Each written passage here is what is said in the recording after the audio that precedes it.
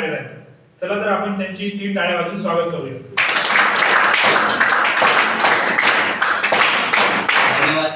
धन्यवाद थँक्यू. तरी सर जे सांगतील तुम्हाला तुम्ही ते शांततेने ऐका आणि ते पॉइंट्स वगैरे लक्षात ठेवा, कारण गव्हर्नमेंट स्कीम घेणे हे महत्वाचं आहे. आपल्याला एक जे कार्य आहे हे ग्रामपंचायतच आहे, सरकारचं आहे की आपल्या पर्यंत जी योजना आहे ते पोहोचवणे, पण ते सरकार करत नाही. त्याच्यामुळे जे आपल्या संस्थेकडून तुम्हाला या योजनेबद्दल या ठिकाणी माहिती देण्यात येणार आहे. तरी सरांना विनंती करतो की त्यांनी आपलं सेशन चालू करावं. पहा, सरांनी तसा माझा परिचय दिलाच आहे, पण तरी सुद्धा तुम्हाला सांगतोय की माझं जे गाव आहे, माझं गाव आहे लाडेगाव, तालुका अकोटमध्ये मी राहतोय. म्हणजे उमराबोडी शहरामध्ये माझं गाव आहे अकोट तालुक्यामध्ये. आणि अकोटला दर्यापूर रोडला शिवाजी महाविद्यालय आहे आणि तिथं मी बीकॉमला टीचिंग करत असतो. 12वीच्या पुढे first year second year final हे जे विद्यार्थी असतात तर जवळपास गेल्या 12-13 वर्षापासून मी त्या कॉलेजला टीचिंग करतो. आणि त्याच्या व्यतिरिक्त विविध ठिकाणी वेगवेगळ्या प्रकारच्या ट्रेनिंग्स मी देत असतो. आणि आता या वेळेला आरसीसी मिशन अकोट या अंतर्गत मला तुमच्यापर्यंत पोहोचता आलं.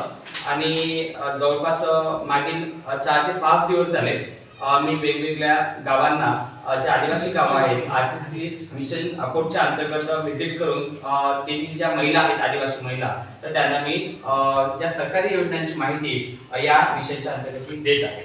आज तुमच्या या गावामध्ये सुद्धा मला यायला मिळालं. तुमच्या गावचं नाव चिपी गायरान आहे. अच्छा, तर आता हा जो आदिवासी भाग आहे, तुम्हाला आदिवासी या शब्दाचा अर्थ माहिती आहे का? कोणाला माहिती आहे? तर आदिवासी म्हणजे काय होते की आधीपासून भारतामध्ये सगळ्यात आधीपासून कोण राहत, हा जर प्रश्न विचारला तर त्याच्यामध्ये आदिवासी लोक सुरुवातीपासून राहत होते. म्हणजे सगळ्यात आधीपासून जे वास करून इथं राहत होते, म्हणजे वास्तव्य करून इथं राहत होते, सगळ्यात आधी भारतामध्ये राहणारे जे लोक आहेत तर त्यांना म्हटलं जाते आदिवासी. मग आता मला हे सांगा की सगळ्यात अगोदर विकसित कोण व्हायला पाहिजे होतं इथं? कोणाचा विकास व्हायला पाहिजे होता सर्वात जास्त? तर आदिवासी लोकांचा व्हायला पाहिजे होता. कारण सुरुवातीपासून ते इथे राहत आहेत आणि त्यांचा सर्वात जास्त हक्क आहे विकासावर. मग आता सध्याला आपण पाहतो की विकसित काय काय झालेलं आहे. तर विविध शहरं जे आपल्या आजूबाजूला आहेत, अकोट असेल, अकोला असेल, अमरावती असेल, बाजूला जे काही इतर शहरं असतील, ही शहरं विकसित झाली. किंवा त्या शहरांच्या आजूबाजूने जे मोठी मोठी गावं आहेत ती विकसित झाली. तिथे सगळ्या प्रकारच्या योजना जवळपास गव्हर्नमेंटच्या पोहोचलेल्या आहेत. पण आपला जो हक्क होता की आपण सगळ्यात अगोदर विकसित व्हायला पाहिजे होतं, कारण भारतामध्ये सगळ्यात अगोदर वास्तव्य करून आपण राहत आहे आदिवासी लोक, आणि आपला सर्वात जास्त त्याच्यावर हक्क होता. परंतु आजपर्यंत आपण पाहतो की आपली जी गावं आहेत, गावांमध्ये विविध समस्या अजूनही जशाच्या तशाच आहेत. बरोबर आहे ना? आपला विकास झाला नाहीये. तर आता सध्या तुम्हाला सांगतो की हे आरसीसी मिशन अकोट हे अतिशय सुंदर काम करत आहे. कारण ज्या सरकारच्या ज्या योजना आहेत या ट्रेनिंगच्या मार्फत कमसे कम तुमच्यापर्यंत पोहोचवत आहे. कारण सगळ्यात अगोदर कुठल्याही योजनेचा लाभ घेतो म्हटलं तर ती योजना आपल्याला माहिती असणं अतिशय आवश्यक आहे. तर त्या माध्यमातून ह्या ज्या काही योजना आहेत या योजनांची माहिती या मिशनच्या अंतर्गत आम्ही तुम्हाला देत आहोत. आता याच्यामध्ये जर सगळ्यात पहिली योजना जर तुम्हाला सांगायची झाली तर याच्यामध्ये सगळ्यात पहिली योजना कुठली आहे याच्यामध्ये तुम्हाला सांगतो आहे की याच्यामध्ये ज्या काही पायाभूत सुविधा आहेत, पायाभूत सुविधांचा विकास व्हावा यासाठी सुद्धा केंद्र सरकार काही योजना राबवली आहे. त्या पहिल्या योजनेचं नाव तुम्हाला सांगतो, ज्याच्या अंतर्गत फक्त पायाभूत सुविधांचा विकास केला जाणार आहे. आता पायाभूत सुविधांमध्ये काय काय येते? तर पायाभूत सुविधांमध्ये सगळ्यात अगोदर येणार आहे की गावामध्ये रस्ते असले पाहिजे, पिण्याच्या पाण्याची सोय असली पाहिजे, स्वच्छ पाण्याची. त्यानंतर गावामध्ये दवाखाने असले पाहिजे, हॉस्पिटल्स असले पाहिजे. त्यानंतर जे काही आदिवासी मुलांची जी आदिवासी लोकांची जे काही लेकरं असतात, मुलं बाळ आहेत, तर त्यांना शिक्षण घेता यावं म्हणून तिथे व्यवस्थित शाळा असल्या पाहिजे. बरोबर आहे ना? उच्च शिक्षण घेता यावं म्हणून त्यांना आधी काही बाहेरगावी जर जायचं काम पडलं तर त्यांना काही गव्हर्नमेंटच्या सेवा म्हणजे सुविधा मिळायला पाहिजे.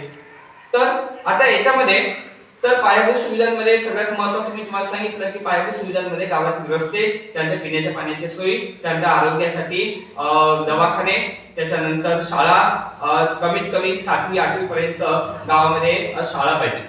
तर ह्या बेसिक काय येणार आहे, ह्या पायाभूत सुविधांमध्ये येणार आहे आणि त्याच्यासोबतच वीज गावामध्ये, कारण तुम्ही सगळे ह्या पहाडाच्या आजूबाजूला राहता आणि आजकाल तुम्हाला माहिती आहे की वन्य प्राण्यांचा त्रास खूप होऊन राहिला. मग त्याच्यामध्ये बिबट असेल, वाघ असेल, इतर प्राणी असतील, अस्वल असेल, आणि रात्रीच्या वेळेला गावामध्ये स्वच्छ विजेचा म्हणजे स्वच्छ प्रकाश असणं आवश्यक आहे. त्याच्यामुळे गावामध्ये वीज पुरेशी असणं आवश्यक आहे.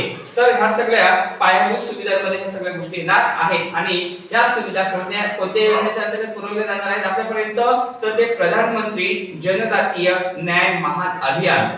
तर हे केंद्र सरकारची योजना आहे. या योजनेच्या अंतर्गत ह्या सगळ्या सुविधा आदिवासी भागांमध्ये येणाऱ्या दिवसांमध्ये पुरवल्या जाणार आहेत.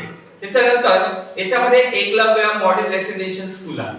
आता हे जे एकलव्य मॉडेल रेसिडेन्शियल स्कूल हे कशासाठी काम करते, तर आता तुम्हाला सांगतो की आता आपण सातपुडा हे जे पर्वत आहे या पायथ्याशी आपले हे सगळे आदिवासींचे गाव आहे. मग आता एकच गाव आहे का इथं, नाही, जवळपास 10-12 गावं कमी जास्त आहे. तर 4-5 किलोमीटरच्या फरकावरती हे गाव इथं आहे. मग आता या सगळ्या गावातील जे लेकरं आहेत ते यांना जर शाळा शिकायची असेल तर ते एका ठिकाणी येऊन शाळा शिकू शकतात. कशाच्या माध्यमातून, तर एकलव्य मॉडेल रेसिडेन्शियल स्कूलच्या माध्यमातून. कारण ही जी स्कूल गव्हर्नमेंट इथं स्थापन करणार आहे आदिवासी भागांमध्ये, तर याच्यामध्ये काय होणार आहे, तर याच्यामध्ये त्यांना राहता येणार आहे 12 महिने. त्याचे लेकरं आहेत त्या शाळेमध्ये तिथे ते राहू शकतात. त्यांची 3 टाइम जेवणाची तिथे व्यवस्था केली जाणार आहे. सकाळ दुपार संध्याकाळ त्यांना जेवण भेटेल, 12 महिने राहण्याची व्यवस्था तिथं, आणि त्याच्यासोबतच तिथं चांगल्या प्रकारचं ज्ञान देण्यासाठी, त्यांना शिक्षण देण्यासाठी उत्तम दर्जाचा शिक्षकांचा स्टाफ त्याच्यामध्ये निवडला जाणार आहे. आणि त्यांना शिक्षण, त्यांना खाण्यापिण्याची सोय आणि 12 महिने तिथे निवास करून राहण्याची सोय या एकलव्य मॉडेल रेसिडेन्शियल स्कूल मध्ये असणार आहे. तर अशा प्रकारची स्कूल आहे तर गव्हर्नमेंट येणाऱ्या दिवसांमध्ये आदिवासी भागांमध्ये उपलब्ध करून देणार आहे. त्यानंतर आता याच्यामध्ये आता तुम्हाला सांगतो की ही जी गावं आहेत 4-5 किलोमीटरच्या फरकाने आहेत आणि काही जे लोक आहेत तर काही लोकांचं म्हणजे काही लोकांकडे जागा नसते राहण्याची. तर मग ते लोक काय करतात की शेतामध्ये, याच्या शेतामध्ये राहू दे, त्याच्या शेतामध्ये राहू दे, 4 महिने याच्या शेतामध्ये राहतात, 4 महिने त्याच्या शेतामध्ये राहतात रखवाली करत. तर असे काही लोक पाहायला मिळतात आदिवासींमध्ये. तर याला काय म्हटलं जाते, शेड्यूल ट्राईब. म्हणजे हे काय पहाडी भागांमध्ये विखुरलेले आहेत, त्याच्यानंतर काही जंगलाच्या भागामध्ये ते विखुरलेले आहेत, एकत्रित ते नाही आहेत. तर अशा प्रकारचे जे काही लोक असतील तर त्यांना म्हटलं जाते शेड्यूल ट्राईब म्हणजे एसटी. तर अशा समाजातील जे की लोक आहेत त्या लोकांना गव्हर्नमेंट काय करते की राष्ट्रीय अनुसूचित जमाती वित्त व विकास महामंडळ या योजनेच्या अंतर्गत आर्थिक स्वरूपात मदत त्यांना उपलब्ध करून देते, जेणेकरून ते एका ठिकाणी स्थायिक होऊ शकतील, ते त्यांचा स्वतःचा विकास करू शकतील. या दृष्टिकोनातून गव्हर्नमेंट या योजनेच्या अंतर्गत त्यांना बरेचसे पैसे उपलब्ध करून देते. त्यासोबतच स्वावलंबनासाठी व्यवसाय कर्ज आहे. आता ज्या काही आदिवासी महिला आहेत, आदिवासी ज्या महिला आहेत तर यांचा विकास केव्हा होणार आहे, तर त्यांना स्वतःच्या पायावर उभं राहता आलं तर त्यावेळेस त्यांचा विकास होईल चांगल्या पद्धतीने. मग आता स्वतःच्या पायावर उभं राहण्यासाठी तुम्हाला काय करता आलं पाहिजे, नवीन व्यवसाय करता आले पाहिजे. कारण आतापर्यंत तुम्ही काय करत आले की जे शेत आहे तर शेतांमध्ये कामं करत आलेले असतात. त्यानंतर तुमच्या घरी काही गाई म्हशी असतील, त्यानंतर बकऱ्या असतील, कोंबड्या असतील वगैरे वगैरे. तर याच्या माध्यमातून तुम्हाला पैशाची उभारणी तुम्ही केली असेल, त्यानंतर दुग्ध व्यवसाय केला असेल. तर हे 3-4 व्यवसाय जे आहेत हे पारंपरिक व्यवसाय आहेत. पण आता काहीतरी आपल्याला नवीन करायचं. आता जसं आरसीसी मिशनच्या अंतर्गत तुम्हाला इथे शिलाई मशीन इथे दिसत आहेत आपल्याला. तुम्ही जवळपास आता मी येण्याच्या अगोदर तुम्ही सगळे हे ट्रेनिंग्स घेऊन आले होते किंवा तुम्ही कपडे शिवून आलेले होते सगळ्या महिला. तर मग आता अशा हे जे आहे शिलाई मशीनचं ट्रेनिंग आहे, त्यानंतर ब्युटी पार्लरचं ट्रेनिंग आहे किंवा इतर अधिक नवीन काही ट्रेनिंग्स जे आहेत तर येणाऱ्या दिवसांमध्ये तुम्हाला आरसीसी मिशनच्या अंतर्गत तर पुरवल्या जाणारच आहे. आणि गव्हर्नमेंट सुद्धा काही तुम्हाला नवीन योजना प्रशिक्षणाच्या संदर्भात सुद्धा तुम्हाला देणार आहे. आणि गव्हर्नमेंट काय करते, राज्य सरकार किंवा केंद्र सरकार तुम्हाला नवीन व्यवसाय करण्यासाठी तुम्हाला कर्ज सुद्धा उपलब्ध करून देते आणि तेही अतिशय अल्प दरावरती. ते व्याजदर कसे असतात, अतिशय कमी असतात. ते व्याज म्हणजे ते कर्ज आपल्याला घ्यायला परवडते अशा स्वरूपाचं कर्ज गव्हर्नमेंट तुम्हाला उपलब्ध करून देणार आहे. आणि त्याच्यानंतर आदिवासी महिला सशक्तीकरण योजना आहे. आता ही योजना कोणासाठी आहे तर एसटी महिलांसाठी आहे. एसटी महिला म्हणजे काय, मी तुम्हाला सांगितलं की जे लोक पहाडपट्टीमध्ये जंगलामध्ये इतरत्र विखुरलेले असतात, ज्यांच्या राहण्याची व्यवस्था नसते व्यवस्थित, तर अशा प्रकारचे लोक, त्यांना त्या आदिवासी लोकांच्या मध्ये ज्या महिला आहेत एसटी समाजाच्या, तर यांना काय केलेलं आहे की स्वस्त दरामध्ये गव्हर्नमेंट कर्ज उपलब्ध करून देते आदिवासी महिला सशक्तीकरण योजनेच्या अंतर्गत. तर ही एसटी महिलांसाठी लहान व्यवसाय करण्यासाठी स्वस्त दरात कर्ज उपलब्ध करून देते. गव्हर्नमेंटचं म्हणणं आहे की या योजनेच्या अंतर्गत तुम्ही छोटे मोठे तुमचे व्यवसाय चालू करू शकता, म्हणजे तुमचा उदरनिर्वाहाचा प्रश्न मिटणार आहे. त्यानंतर आदिवासी शिक्षण ऋण योजना. आता ही जी योजना आहे ही कशासाठी आहे, आदिवासी शिक्षण ऋण योजना. ऋण म्हणजे काय, कर्ज. तर आता याच्यामध्ये शिक्षणासाठी गव्हर्नमेंट तुम्हाला कर्ज उपलब्ध करून देते. आता शहरी भागांमध्ये काही जे लोक असतात की ज्यांची शिकण्याची उच्च शिक्षण घेण्याची सोय नसते, ते लोक काय करतात की शिक्षणासाठी कर्ज काढतात. तर आपण आदिवासी भागांमध्ये राहतो, आपल्याला कदाचित ही माहितीच नसते शिक्षणासाठी सुद्धा सरकार कर्ज देते म्हणून. तर शिकण्यासाठी सुद्धा गव्हर्नमेंट काय करते, कर्ज देत असते. तर तुमचे जे लेकर आहे तर 12वीच्या नंतर जर तुम्हाला पुढे शिकवायचे असतील तर आणि तुमच्याकडे पैसे कमी असतील त्यांना शिकवण्यासाठी, ते गव्हर्नमेंट शिक्षणासाठी तुम्हाला कर्ज सुद्धा उपलब्ध करून देते आहे उच्च शिक्षणासाठी. त्यानंतर मायक्रो क्रेडिट स्कीम आहे. तर हे कशासाठी आहे, स्वयंसहायता गटांसाठी आहे. तर तुमच्या गावामध्ये गट आहेत का मला सांगा बरं आधी. तुमच्या गावामध्ये गट नाही झाले का आतापर्यंत? अच्छा, मग आता काय झालं त्या गटांचं? कोणी कर्ज नाही भरला, कोणी भरलं तर बंद पडलाय. अच्छा, तर काय करायचं की शक्यतो आपण अशा लोकांना ते कर्ज द्यायचं की तो भरू शकणार, कारण पहिले घेतलेलं कर्ज जर आपण भरलं तर मग आपल्याला परत कर्ज मिळेल. मग आता जर आपण घेतलेले पैसे जर आपण भरणारच नाही तर मग परत कोणी आपल्याला पैसे देणार आहे का, नाही. तर त्याचे तुम्हाला इन्स्टॉलमेंट असतात, बरोबर आहे. इन्स्टॉलमेंट म्हणजे तुम्हाला हप्ते फाडून देतात की तुम्ही थोडे थोडे भरा, तर ते भरले पाहिजेत आपण. त्यामुळे काय होते की आपल्याला अधिक नवीन गोष्टींसाठी कर्ज उपलब्ध होते आणि त्याची तुम्हाला सवलत सुद्धा देतात. तुम्हाला इकट्ठा पैसे मागतात का, नाही. तर आता जे काही बंद पडलेले जे गट असते तर ते तुम्ही चालू करा. स्वयंसहायता गटाच्या माध्यमातून काय होते की आपण हळूहळू बचत करू शकतो. आणि जर सगळ्या गावातील महिला एकत्रित आल्या तर एकीचं बळ खूप मोठं असते आणि त्याच्या माध्यमातून तुमची बचत होऊ शकते. आणि सगळ्या महिला एकत्रित आल्यामुळे ती बचत मोठी होणार आणि त्यातून तुम्ही नवीन व्यवसाय चालू करू शकता. आणि मग त्यातून तुम्ही काय करू शकता, घेतलेली कर्ज हळूहळू फक्त रेग्युलर भरायचं आहे. तुम्ही जर रेग्युलर हप्ते भरले तर तुम्हाला गव्हर्नमेंट जे आहे या बचत गटाच्या माध्यमातून तुम्हाला खूप सगळ्या मोठ्या प्रकारचा निधी तुम्हाला मिळणार आहे, मोठ्या प्रमाणात कर्ज भेटणार आहे. तुम्ही अधिक मोठे व्यवसाय करू शकता. फक्त घेतलेलं कर्ज आपल्याला काय करायचं आहे, रेग्युलर भरायचं आहे, एवढी काळजी मात्र आपण घ्यायची असते. आणि त्याच्यानंतर जनजातीय उत्पादन आणि रोजगाराशी संबंधित योजना आहे. आता जनजातीय उत्पादन आणि रोजगाराशी संबंधित योजना याच्यामध्ये काय येते, तर याच्यामध्ये तुम्हाला सांगतो की आता तुम्ही सातपुडा पर्वताच्या पायथ्याशी आहे. आता आजूबाजूला बरेचसे पाशांची झाडं असतील, बांबूची झाडं असतील, इथे सागाची झाडं आहेत किंवा इतर औषधी वनस्पती असतील किंवा वेगवेगळ्या प्रकारच्या वनस्पती झाडं आहेत जंगलामध्ये, बरोबर आहे. आता त्यातील ज्या ज्या झाडांपासून आपण काही कलाकुसरीच्या वस्तू, हस्तकलेच्या वस्तू आपण बनवू शकू, तर त्या वनस्पतींचा, त्या झाडाचा आपण उपयोग घेतला पाहिजे. उदाहरणार्थ बाशाची झाडं आहेत. बाशाच्या झाडापासून विविध तुम्ही कलाकुसरीच्या वस्तू, हस्तकलेच्या वस्तू तुम्ही तयार करू शकता.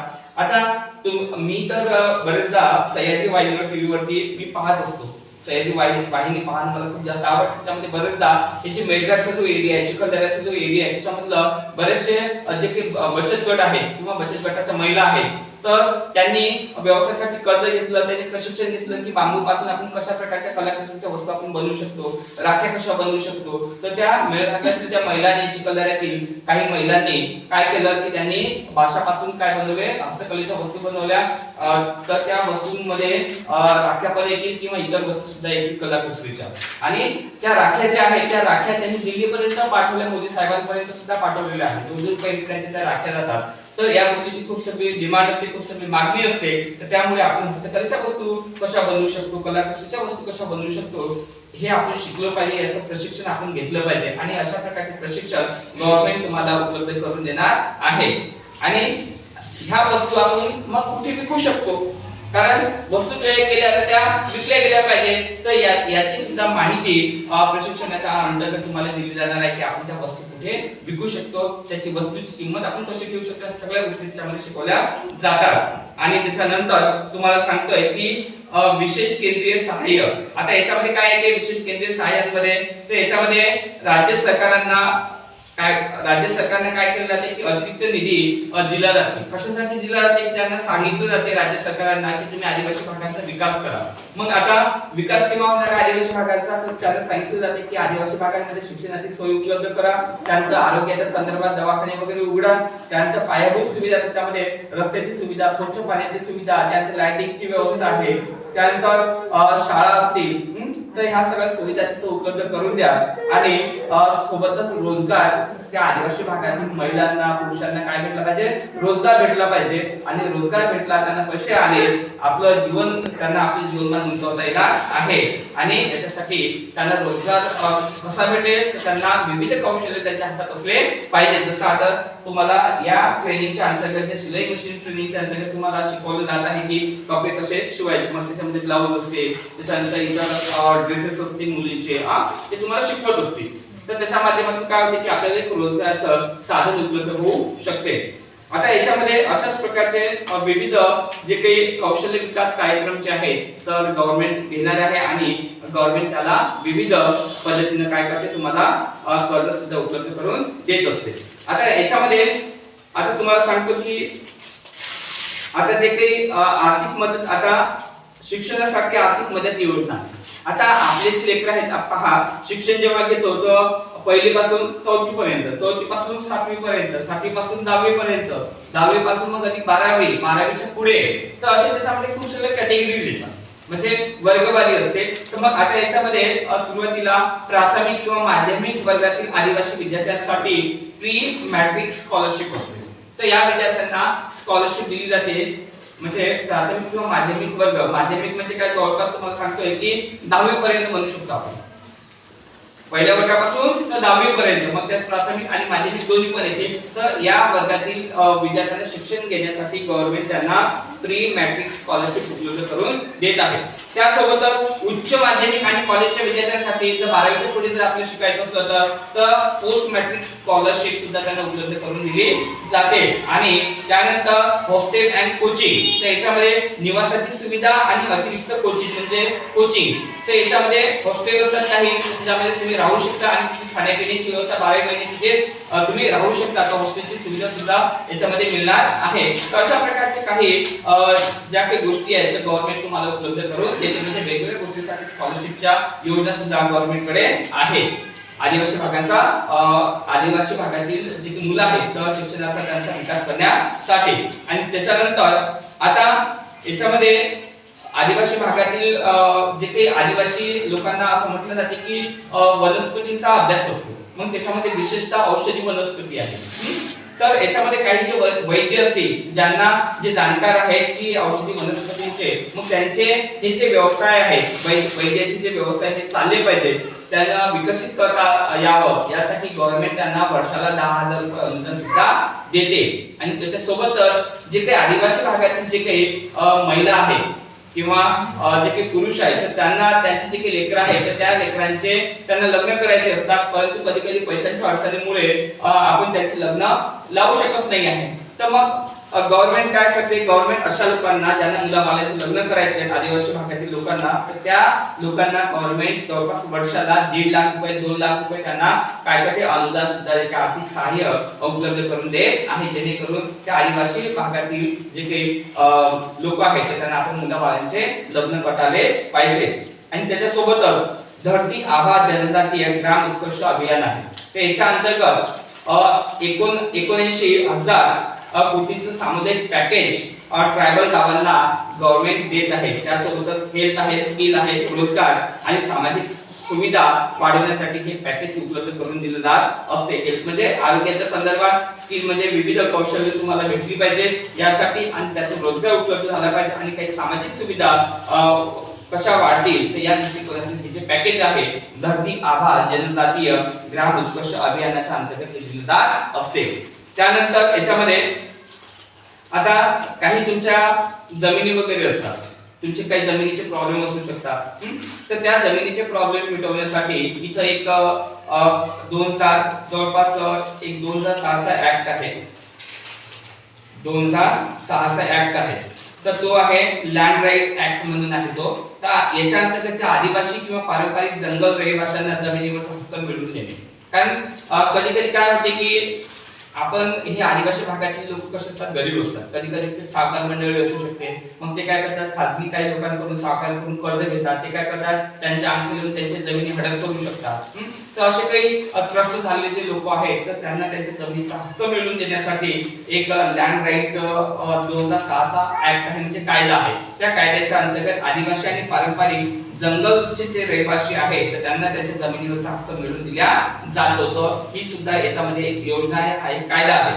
आणि सोबतच आता तुम्हाला सांगतो आहे की जर तुम्ही अकोटला गेले तर खूप सगळे तुम्हाला जागोजागी गल्ल्या-गल्ल्यांमध्ये तुम्हाला ब्युटी पार्लरचे क्लासेस दिसतील, कॉम्प्युटर इन्स्टिट्यूट दिसतील, तुम्हाला जागोजागी मोबाईल दुरुस्तीची तुम्हाला दुकानं दिसतील, बरोबर आहे. तर मग आता सगळ्या गोष्टी कशा होत आहेत की इलेक्ट्रॉनिक होत आहेत. तर मग आता ज्या काही इलेक्ट्रॉनिक वस्तू ज्या आहेत तर ह्या इलेक्ट्रॉनिक वस्तू या कधी ना कधी बिघडतात. मग ह्या दुरुस्ती करण्याचं आपण जर ट्रेनिंग घेतलं, इलेक्ट्रिक वस्तूंचं ज्या काही इलेक्ट्रिक वस्तू आहेत ह्या रिपेअरिंग करण्याचं आपण ट्रेनिंग घेतलं तर आपल्याला 2 पैसे त्याच्यातून कमवता येतं. त्यासोबतच कॉम्प्युटर आजकाल सगळ्या गोष्टी ह्या कॉम्प्युटरवर होत आहेत, संगणकावरती होत आहेत. मग संगणक आपण कसं हाताळायचं, त्याच्यापासून आपल्याला कुठल्या कुठल्या प्रकारचे फायदे भेटू शकतात. तुम्हाला माहिती आहे आजकाल वेगवेगळ्या प्रकारचे सेतू आहेत. मग तुम्ही आधार कार्ड बनवा, पॅन कार्ड बनवा, विविध प्रकारचे कार्ड बनवता. त्यासाठी हे सगळे सेतू कशा काम करतात, संगणकावरती कॉम्प्युटरचा वापर करून हे सगळे काम करतात. मग ते सगळे काम जर आपण शिकलो तर कॉम्प्युटरच्या माध्यमातून आपल्या 2 पैसे कमवता नाही येणार का. तर मग अशा प्रकारचे मग कौशल्य प्रशिक्षण, मग इलेक्ट्रिकशी रिलेटेड असो, कॉम्प्युटरशी रिलेटेड असो, हस्तकलेशी रिलेटेड असो, किंवा जी शेती आहे, शेती आपण पारंपरिक पद्धतीने न करता आपण आधुनिक पद्धतीने आपण कशी शेती करू शकतो हे सुद्धा याचे जे कौशल्य आहेत आपण जे हस्तगत केले पाहिजे. त्याच्यामुळे आपल्याला आपलं जीवनमान हे उंचावता येणार आहे. तर अशा पद्धतीने स्किल डेव्हलपमेंट आणि व्होकेशनल ट्रेनिंग प्रोग्राम सुद्धा गव्हर्नमेंट विविध योजनांच्या अंतर्गत हे घेत असते.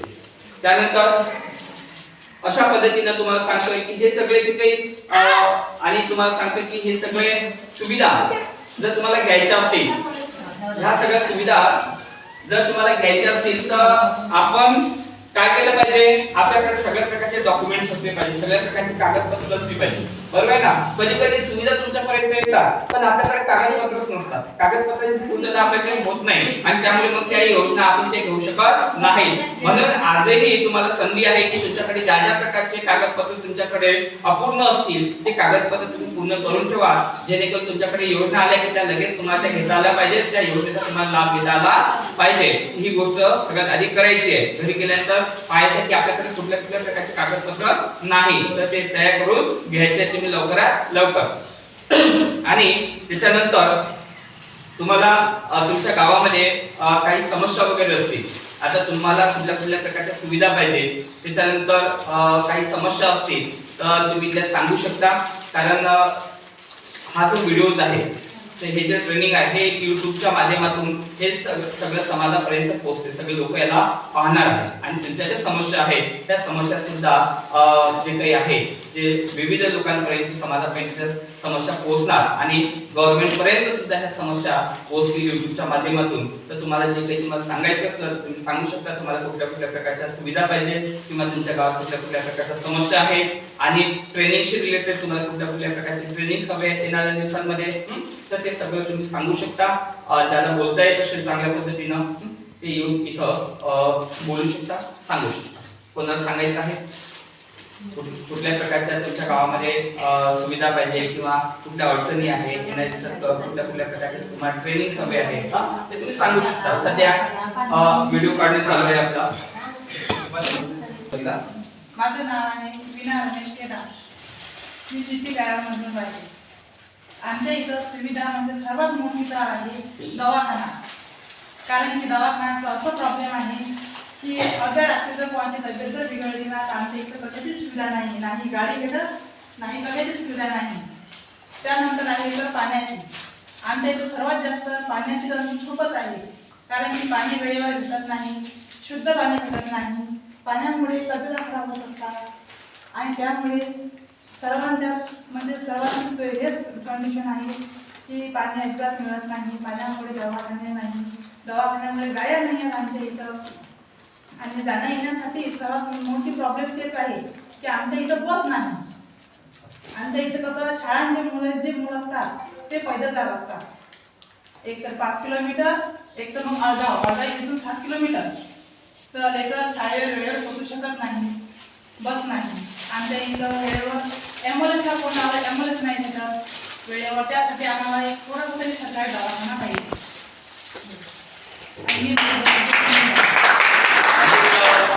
अधिक कोणाला बोलायचं आहे बोलू शकता. अधिक तुम्हाला भविष्यात कुठल्या कुठल्या प्रकारचे ट्रेनिंग हवे आहेत तुम्ही बोलू शकता. कोणाला बोलायचं असेल तर बोला. ही संधी असते, संधी जवळ उपलब्ध होत नाही. मी आता परत तुमच्या गावात येईल का? ही संधी आहे तुम्हाला तुमच्या जे समस्या आहेत त्या समाजापर्यंत पोहोचवण्याची. माझे नाव साक्षी गुलाब पोकळे, मी चिपी गार्डनमध्ये राहते. आमच्या गावात शाळेची सुविधा नाही आहे.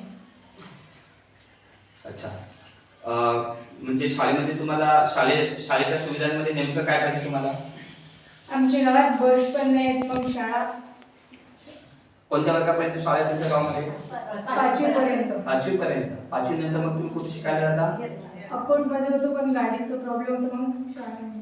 अच्छा, मग शिक्षण स्टॉप होऊन जाते मग तर गाडी नसेल तर? हा.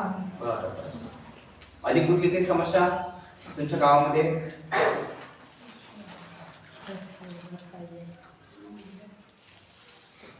अधिक कुठली समस्या आहे का? दवाखान्याची. दवाखान्याची. बरं. आणि तुमच्या गावामध्ये रस्ते वगैरे व्यवस्थित आहेत? हा, आता झाले. अच्छा, पिण्याचे स्वच्छ पाणी वगैरे आहे? नाही, पाणी पण नाही. पाणी नाही आहे. त्यानंतर तुम्ही या पहाडपट्टीच्या भागामध्ये राहता, काही वन्य प्राण्यांचा त्रास वगैरे आहे का? वन्य प्राण्यांचा त्रास आहे. कुठल्या प्राण्यांचा जास्तीत जास्त त्रास आहे तुम्हाला? वाघाचा? अच्छा, तुमच्या गावामध्ये कधी याच्या आधी येऊन गेले का? हा, 2 आठवड्यापूर्वी. अस्वल आले होते. अच्छा. आणि त्याच्यामुळे मग तुम्हाला रात्रीच्या वेळेला बिलकुल शेतामध्ये जाणंच जवळपास बंद राहते. दिवसाला बी किती म्हणजे दिवसाला बी येतात. दिवसाला पण येतात? बापरे.